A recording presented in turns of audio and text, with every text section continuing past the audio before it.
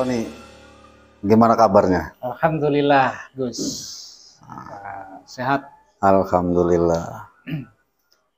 Jadi obrolan kita pada kesempatan ini kita mau berbicara tentang tepuk tangan di dalam sholat. Tepuk tangan dalam sholat. Nah, boleh nggak tepuk tangan dalam sholat? Tepuk tangan dalam sholat. Betul. Ini tepuk tangan biasa yang dimaksud tepuk tangan di situ, tepuk tangan biasa apa tepuk tangan yang sudah dijelaskan dalam ilmu fikih, Gus? Ya tentunya yang sesuai dengan syariat kita lah. Jadi begini, bagaimana kalau misalnya jamaah perempuan, jamaah sholat perempuan, ketika pada saat itu imamnya lupa dengan jumlah rokaatnya.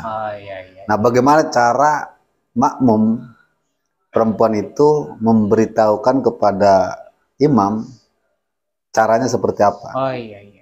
Ya, dalam fikih memang dijelaskan boleh ketika sholat boleh tepuk tangan. Artinya adalah tepuk tangan di sini bukan berarti tepuk tangan seperti aplaus pada umumnya seperti ini. Itu tidak boleh kalau tepuk tangannya semacam seperti itu.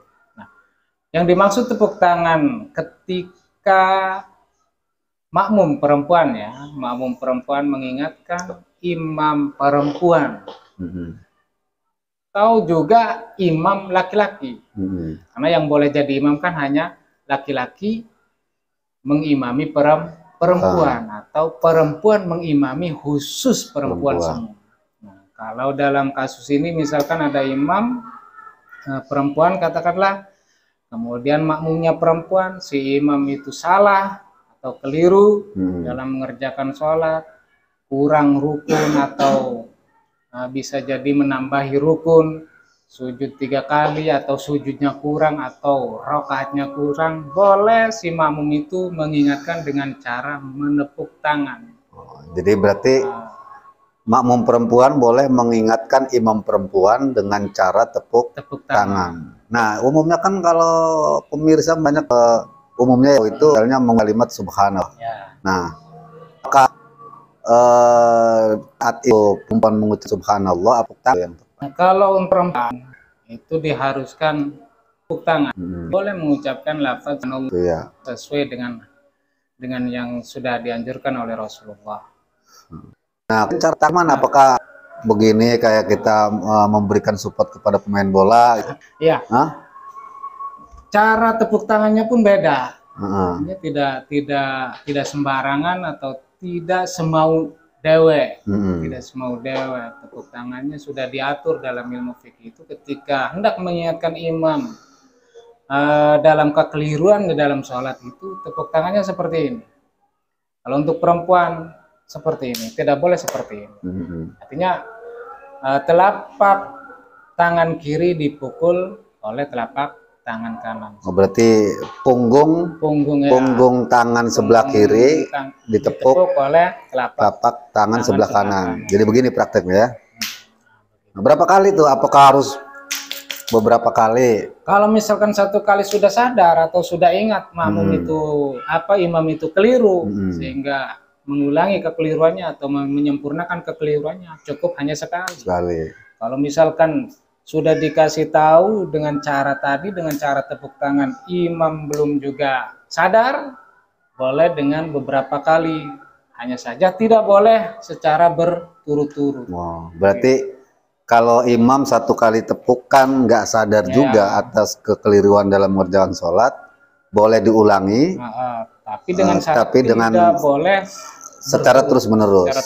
Artinya berkelanjutan lah, nggak ada jeda gitu ya. Kalau secara terus-menerus seperti ini, apalagi lebih dari 3 kali, itu sudah bisa menyebabkan batalnya sholat. Baik pemirsa, jadi kalau makmum perempuan pada saat sholat misalnya menemukan imam perempuan yang salah dalam mengerjakan sholat, artinya bisa kurang rokaatnya, itu boleh makmum perempuan memberitahukan si imam dengan cara menepuk tangan. Nah, tadi sudah dipraktekkan cara tepuk tangannya, itu tangan kiri di bawah, kemudian ditepuk dengan tangan kanan. Nah, itu salah satu cara makmum perempuan memberitahukan imam perempuan ketika imam itu salah atau keliru dalam mengerjakan sholat. Baik, yang kedua nih Pak Haji, kan ada juga beberapa pertanyaan dari pemirsa. Ada kemarin masuk ke admin, kalau di Saudi Arabia itu, jadi katanya kalau majikannya itu kalau manggil, khususnya orang Muslim Indonesia gitu ya, si majikan itu memberitahukan kepada TKW itu kalau dipanggil kamu harus kasih tahu dengan cara tepuk tangan. Gitu. Nah, sebenarnya pandangan hukumnya bagaimana? Artinya ketika majikan atau siapapun memanggil seseorang, katakanlah dalam hal ini contohnya perempuan, jawabannya seperti apa supaya memberitahukan bahwa kita sedang sholat? Nah, iya. Itu sebenarnya sudah dibahas ya.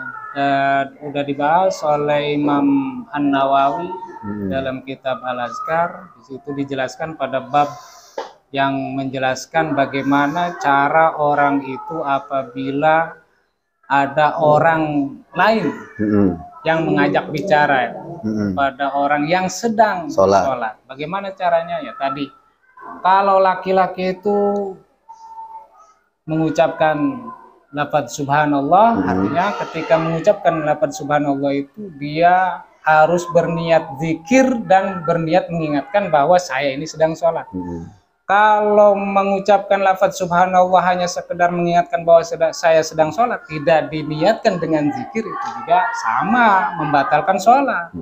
Sholat dia batal. Kenapa? Berarti mengucapkan subhanallahnya diniatkan berzikir, bukan diniatkan untuk menjawab panggilan dari seseorang itu. Maksudnya begini Gus, kalau diniatkan hanya sebatas mengingatkan bahwa saya sedang sholat, bacaan subhanallah itu yang membatalkan. Tapi kalau diniatkan membaca zikir berikut meniatkan bahwa saya ini sedang sholat, memberitahukan niatnya seperti itu yang tidak batal. Artinya dua niat, ya, niat zikir dan niat memberitahukan sholat. Tapi kalau niatnya hanya satu, batal ya. Batal. Gitu. Nah, kalau perempuan misalkan, kalau perempuan itu tadi mengingatkannya itu dengan cara menepuk tangan yang sudah tadi dijelaskan. Oh, berarti kalau kasusnya perempuan yang sedang sholat, berarti ketika ada yang manggil, misalnya orang tuanya atau majikannya, ada yang mengajak bicara lah. Berarti dia harus memberitahukan bahwa posisi dia sedang sholat dengan cara menepuk tangan. Baik pemirsa, tadi sudah dijelaskan oleh Pak Haji Roni bahwa tepuk tangan di dalam sholat itu boleh, tapi bukan berarti tepuk tangan seperti kita mendukung kesebelasan sepak bola atau yang lainnya, bukan, tapi sudah ada aturannya tadi. Nah, kalau bisa disimpulkan begini berarti Pak Haji ya, ketika makmum perempuan menemukan imam perempuan salah dalam mengerjakan sholat atau keliru, maka boleh memberitahukan si imam dengan cara menepuk tangan. Nah, kalau laki-laki berarti harus membaca atau bukan kalimat thayyibah subhanallah. Dengan tadi cara niat tadi sudah disampaikan. Begitu juga kalau seorang laki-laki atau perempuan jika ada yang manggil pada saat sholat, maka kalau dengan cara dengan cara tepuk tangan, kalau laki-laki dengan cara mengucapkan kalimat subhanallah dengan diniatkan berzikir dan mengingatkan memenuhi atau menjawab panggilan seseorang tersebut. Baik pemirsa, kali ini cukup. Nanti kita akan lanjutkan dengan tema-tema yang berikutnya. Mudah-mudahan kita selalu diberikan sehat walafiat. Amin, amin, amin. Salam santri bilik Rombe.